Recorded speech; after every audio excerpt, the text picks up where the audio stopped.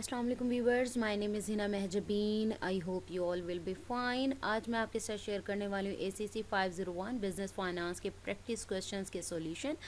आज part number 1 है।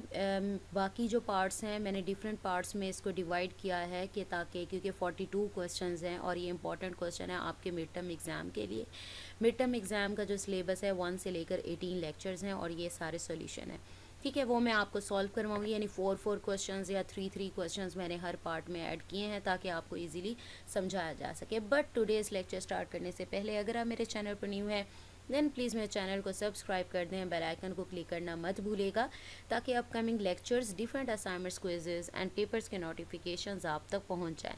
Like भी कीजिएगा, शेयर भी कीजिएगा। ओके जी, let's start from today's lecture. Question number 1 है। पहले ही आपके LMS पर भी अनाउंसमेंट में बताया गया है कि अगर आप जो कैलकुलेशन वाले न्यूमेरिकल क्वेश्चन है वो सॉल्व करना चाहते हैं तो ये प्रैक्टिस क्वेश्चन करें। यही सारे आपके कॉन्सेप्ट्स होंगे, जस्ट वैल्यूज़ चेंज करके या इन्हीं को घुमा फिरा कर आपके क्वेश्चंस दिए जाएंगे। First question is the following data is available for ZT corporation for the year ended 31 December 2023। आपका जो टास्क है, you are required to prepare balance sheet of this corporation. आपको यहाँ पर वैल्यूज़, डिफरेंट वैल्यूज़ गिवन है, आपने balance sheet prepare करनी है। शॉर्ट टर्म डेट्स भी गिवन है, लॉन्ग टर्म भी गिवन है, एसेट्स भी गिवन है, करंट भी और नेट फिक्स्ड एसेट्स भी। अच्छा जी, जब बैलेंस शीट बनाते हैं इसका एक प्रॉपर फॉर्मेट होता है जो कि हमें फॉलो करना होता है। फर्स्ट ऑफ ऑल आप कंपनी या कॉरपोरेशन वगैरह जो भी है उसका नेम राइट करते हैं, देन बैलेंस शीट का टाइटल आता है और जिस डेट की है वो डेट यहाँ पर मेंशन होती है जैसा कि यहाँ पर बताया गया है। अच्छा, कन्वेंशनल या ट्रेडिशनल अगर फॉर्मेट कहें तो लेफ़्ट साइड पर एसेट्स राइट किए जाते हैं और राइट साइड पर लाइबिलिटीज़ राइट की जाती हैं, यानी assets is equal to liabilities plus equity, यानी यहाँ पर लाइबिलिटीज़ और ऑन शेयर होल्डर की जो इक्विटी है वो इस कॉलम में आती है और जो एसेट्स हैं, करंट एसेट्स हैं और नॉन करंट एसेट्स हैं जैसे कि फ़िक्स्ड एसेट्स हैं, ये सारे एसेट्स वगैरह जिसको कंपनी ऑन करती है वो एसेट्स होते हैं। जो चीज़ इन्वेंट्रीज आ जाती हैं, प्रॉपर्टी आ जाती है, ये कैश हो जाता है, ये सारे एसेट्स हैं। लाइबिलिटीज़ यानी जो ऑब्लिगेशंस हैं जो कंपनी ने पे करने हैं किसी को, ठीक है, तो ये हमारी क्या हो जाते हैं, लाइबिलिटीज़ हो जाती हैं। अब यहाँ पर आपने एसेट्स का कॉलम, ठीक है, कॉलम आ गया आपके पास, लाइबिलिटीज़ है, इक्विटी का आ गया। अब यहाँ पर शॉर्ट टर्म डेट्स होते हैं, ऑब्लिगेशंस, लाइबिलिटीज़ जो आपने पे करनी है, चाहे वो शॉर्ट टर्म हो लॉन्ग टर्म हो, वो आपकी लाइबिलिटीज़ होंगी। सेम इसी तरह से यहाँ पर शॉर्ट टर्म डेट्स हैं हमारे पास, लाइबिलिटी के कॉलम में आ गए 40,000 थे, लॉन्ग टर्म डेट्स आ गए 500,000 थे। इसी तरह से आपने क्या करना है, इधर आपके पास शेयर होल्डर्स इक्विटी जो है वो भी आप इसके अंदर करेंगे, शेयर होल्डर्स इक्विटी, ठीक है, वो मैं आपको बताती हूँ कि किस तरह से फाइंड करेंगे। अच्छा जी, यहाँ पर करंट एसेट्स आपके पास जो हैं वो आपके पास हैं 240,000 और नेट फिक्स्ड एसेट्स आपके पास जो हैं वो आपके पास हैं 650,000 रुपीज़। जब इन दोनों को ऐड करते हैं ना, 240 प्लस 650,000 तो आपके पास 890,000 आता है। अब यहाँ पर लाइबिलिटीज़ जो आपके पास थी ना, सारी लाइबिलिटीज़, ठीक है, तो वो थी 40,000 प्लस 500,000, यानी 540,000 आपके पास बनते हैं। अब शेयर होल्डर्स इक्विटी कैसे निकालते हैं उसका ना फॉर्मूला आप लोगों के ना नेक्स्ट इसमें दिया हुआ है कि क्वेश्चन में, कि यहाँ पर मैंने इसे हाईलाइट भी किया है। यहाँ पर टोटल एसेट्स हमारे पास जो होते हैं ना वो total liabilities plus shareholders equity होती है। अगर मैं शेयर होल्डर्स इक्विटी निकालना चाहती हूँ तो मैं टोटल इक्विटी, यानी ये वाला फार्मूला जस्ट मैं यहाँ से कॉपी करती हूँ, अलहदा से ये कैलकुलेशन यहाँ पर राइट की जाती है, जस्ट मैं नोट के तौर पे यहाँ पर ऐड कर देती हूँ, ठीक है। यहाँ पर करते हैं हम ऐड, ठीक है, नोट करते हैं और हमारे पास ये फार्मूला है। शेयर होल्डर्स इक्विटी हमारे पास है, टोटल एसेट्स हमारे पास यहाँ पर टोटल एसेट्स बन रहे हैं 890, ठीक है, 890,000, 890 और हमारे पास यहाँ पर आ जाएगा 1000, ठीक है, माइनस टोटल लाइबिलिटीज़। अब टोटल लाइबिलिटीज़ मेरे पास बन रही हैं short term plus long term liabilities हैं, 540,000 बनेगा, तो मैं यहाँ पर कर लेती हूँ 40, ठीक है, 1000 प्लस 500,000, तो मेरे पास 540,000 आ गया, ठीक है। तो यहाँ पर माइनस हो जाएगा, यहाँ पर 540,000, ठीक है। कौन सा फॉर्मूला आपने यूज़ करना है, ये वाला फॉर्मूला, ये वाला अकाउंटिंग इक्वेशन, बल्कि मैं इसको भी कॉपी करके लिख देती हूँ और यहाँ पर, ठीक है, मिस कर दिया था मैंने, यहाँ पर राइट नहीं किया तो मैं भी राइट कर रही हूँ, ठीक है। तो यहाँ पर एक फॉर्मूला है जो कि आपके पास total assets is equal to total liabilities plus shareholders equity आती है। अगर आपके पास इनमें से कोई सी दो वैल्यूज़ या कोई वैल्यू गिवन है, आप दूसरी जो अननोन वैल्यू वो निकाल सकते हैं। आपने मैथ्स के रूल पढ़े हैं। अब मैं इसको माइनस करती हूँ तो देखें मेरे पास क्या निकलता है। आप 890, ठीक है, 1000 माइनस 540,000, तो देखें आपके पास 350,000 आपके पास आंसर आ गया। तो ये शेयर होल्डर्स इक्विटी आती है, क्योंकि इस कॉलम में आपने liabilities and share equity right करनी होती है। तो ये हमने इक्विटी निकाल दी, बिकॉज हमने जो एसेट्स हैं और जो लायबिलिटीज़ की बोथ साइड्स का जो सम आता है ना, तो वो हमने इक्वल करना होता है, ठीक है। ये देख रहे हैं, इक्वल करना होता है। अब यहाँ पर शेयर होल्डर की इक्विटी आ गई। अब तीनों को सम अप करोगे तब जाके आपके पास 890 आएगा। यहाँ से मैंने क्या निकाल लिया, 350, ठीक है, 350,000, ठीक है, ये निकाल लिया। अब शेयर होल्डर इक्विटी कर ली। अब इन तीनों को सम अप कर दो, ठीक है। इक्विटी का आंसर निकालिए, क्योंकि लायबिलिटीज़ हैं, इक्विटी आनी है। अब इन तीनों को सम अप कर लें। आपके पास 350 तो पहले ऑलरेडी अवेलेबल है, रुको, 40,000, ठीक है, 40,000 प्लस 500,000 प्लस, और क्या करना है, प्लस मैंने माइनस कर दिया, प्लस करना था, ठीक है, प्लस है 350,000। तो ये देखो 890,000 रुपीज़ आ गया, ठीक है। हमें क्या चाहिए, लायबिलिटीज़ का सम और लायबिलिटी इक्विटी का सम और एसेट्स का सम दोनों इक्वल हों, ये बैलेंस हो जाता है, बैलेंस शीट, ठीक है। तो इस फॉर्मूले के थ्रू मैंने इसे नोट में राइट कर दिया है, ताकि आप लोगों को पता चल जाएगा कि इस तरह से करना है। ये लो, ठीक है, ये मैंने इक्वेशन भी राइट कर दी है। ये आपको क्वेश्चन समझ आ गया। ये आप रफ में जैसे वर्क में कर सकते हैं और जस्ट इधर भी राइट कर सकते हैं, ठीक है। इसमें नहीं कैलकुलेशन करने लग जाना। नेक्स्ट आ जाओ क्वेश्चन नंबर 2 पर। Calculate the share holder equity of the GT company if the company है। सेम उसी तरह से वही क्वेश्चन टाइप है, ठीक है। जस्ट आपने इसमें से क्या है, इक्विटी निकालने के लिए पहले तो टोटल एसेट्स पता होने चाहिए कौन से हैं, टोटल लायबिलिटीज़ कौन सी हैं।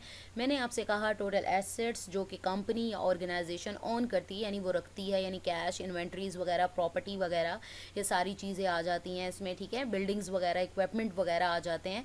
और लायबिलिटी जो उसने पे करना है, ठीक है, जो उसका ऑब्लिगेशन है, फ़र्ज़ है कि उसने अपकमिंग ईयर में, अपकमिंग टाइम में उसको पे करना है। अब यहाँ से कैश एंड इक्विवेलेंट, यानी कैश जो उसके पास होगा वो उसका एसेट होगा जो कंपनी के पास या ऑर्गेनाइजेशन के पास है, ठीक है। ये यानी टोटल एसेट्स, क्योंकि हमें फार्मूला पता है, हमने शेयर होल्डर इक्विटी का जो फार्मूला यूज़ करते हैं, total assets is equal to total liabilities plus shareholders equity, ये फार्मूला है। इसी फार्मूले से शेयर होल्डर इक्विटी यहीं पर रह जाएगी, प्लस का टोटल लायबिलिटीज़ है, तो दूसरी साइड पर जाकर अलजबरा आपको आता है, ठीक है, माइनस हो जाएगा, माइनस टोटल लायबिलिटीज़, यानी ये फार्मूला आपके पास आया। और इस फार्मूले के लिए आपको क्या चाहिए, टोटल एसेट्स चाहिए और टोटल लायबिलिटीज़ चाहिए।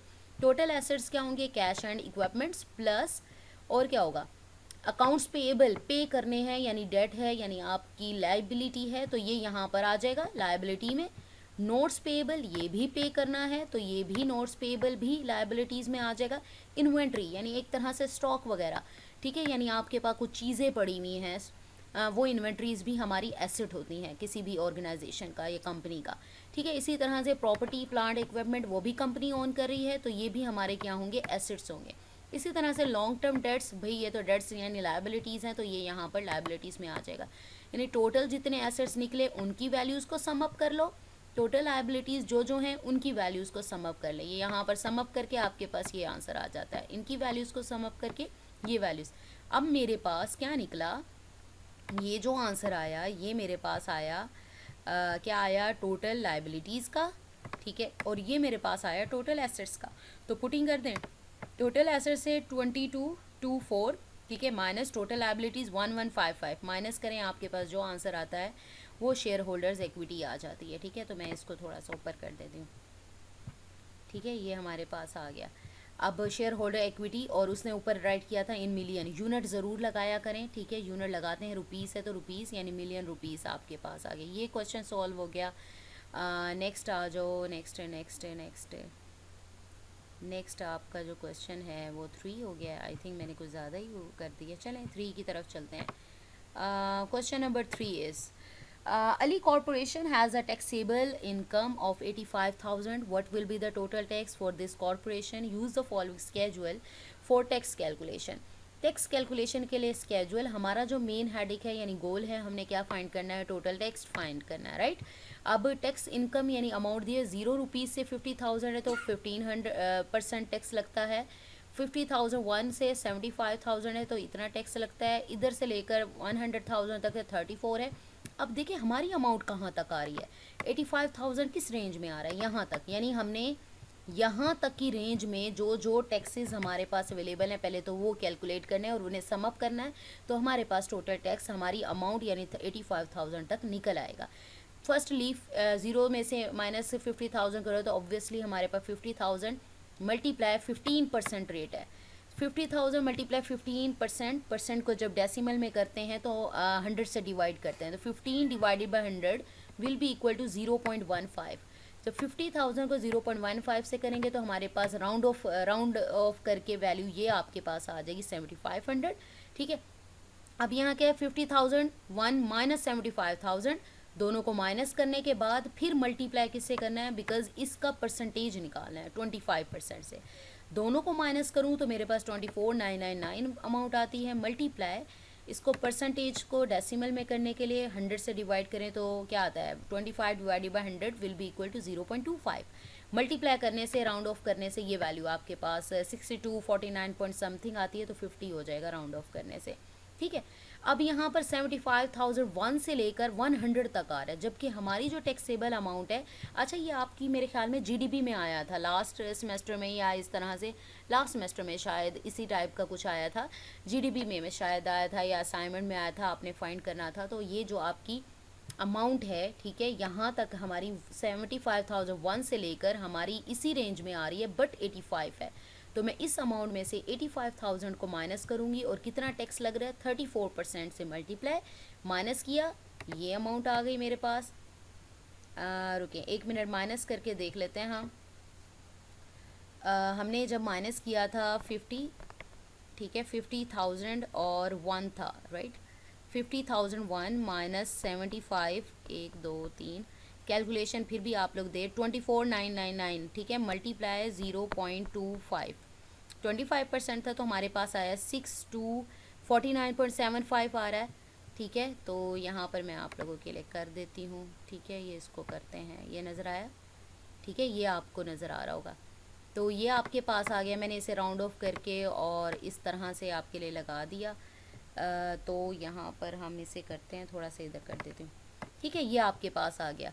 राउंड ऑफ करने से अब इसको करना था, मैंने इसको करना था क्योंकि मैं करना चाह रही थी कि मे भी गलत ना हो गया कैलकुलेशन। तो 75,001, ठीक है, माइनस 85,000 और 1000 है, हाँ जी आंसर आता है, सॉरी 75,001 और 75,1, ठीक है, और आपने क्या करना है माइनस 85, 1 2 3, बस इतने से 0 है। ठीक है, ये आंसर आ गया। ये 99 आना था, सॉरी यहाँ पर आना था कंट्रोल सी और 39 आ रहा था ना, यहाँ पर आप लगाएंगे 9, ये आया आपके पास। ठीक है, और इसी को मल्टीप्लाई करते हैं 0.34 से, माइनस इग्नोर हो जाएगा। ठीक है, 3399, यानी राउंड ऑफ करें 5 या 5 से ज़्यादा हो तो राउंड ऑफ करते हैं तो 99 क्या हो जाएगा 100 हो जाएगा, 3400 आपके पास आंसर आ जाएगा। ठीक है, राउंड ऑफ करने से यहाँ पर थोड़ी सी गलती हो गई थी। ठीक है, ये आपके पास आ गया। अब आपने अपनी जो टैक्सेबल अमाउंट है यहाँ तक इस रेंज तक फाइंड कर लिया। आप तीनों वैल्यूज़ को आप ऐड करेंगे तो आपके पास 17,150 रुपीज़ टोटल टैक्स आ जाएगा। इन तीनों को ऐड कर दो। चलें जी, ये हमारे पास थर्ड हो गया।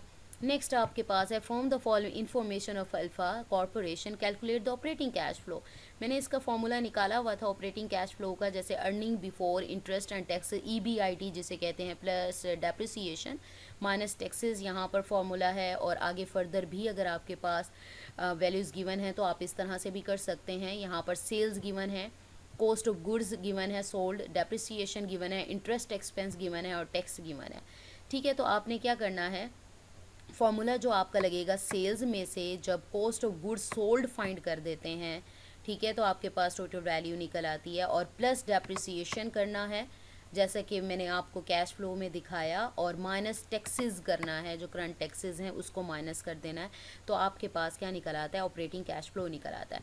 अब यहाँ से सेल्स में से जब कॉस्ट ऑफ गुड्स सोल्ड निकालते हैं, एक तरह से आपके पास EBIT यानी earnings before interest and tax निकल आता है, ठीक है। तो ये यहाँ पर आपने क्या करना है, 13,500 और उसमें से माइनस कर देना कॉस्ट ऑफ गुड्स सोल्ड 6,400, ठीक है, ये आपके पास 7,100 आ गया, ठीक है। प्लस करना है डेप्रिसिएशन को, डेप्रिसिएशन मेरे पास है 1,200, 8,300 आ गया, ठीक है। और इसके अलावा फिर 1,200 वाला करें, माइनस 150 करना है, ठीक है। तो माइनस 150 तो विल बी इक्वल टू 8,150, ठीक है। इंटरेस्ट एक्सपेंस नहीं आएगा। ऑपरेटिंग कैश फ्लो में यहाँ पर मैंने आपको दिखा दिया है earning before interest and tax, तो ये आप निकाल सकते हैं। यहाँ पर मैंने फार्मूलाज के लिए भी किया है, फ्रॉम एसेट्स भी आपके पास आ रहा है, यहाँ पर मैं आप लोगों को दिखा दूँ, ये देखो, ठीक है। यहाँ पर कैश फ्लो आपके पास है, एक मैं हेडिंग आप लोगों की इसमें आई थिंक पूछा है, कैश फ्लो EBIT, ठीक है, डेप्रिसिएशन में ऐड किया और करंट टैक्सेस में से जो हैं वो माइनस कर दी, यहाँ पर दिए हुए हैं स्पेंडिंग वगैरह और कैपिटल स्पेंडिंग और टोटल निकाल सकते हो आप, ठीक है। तो ये आप लोगों के पास आंसर आ गया।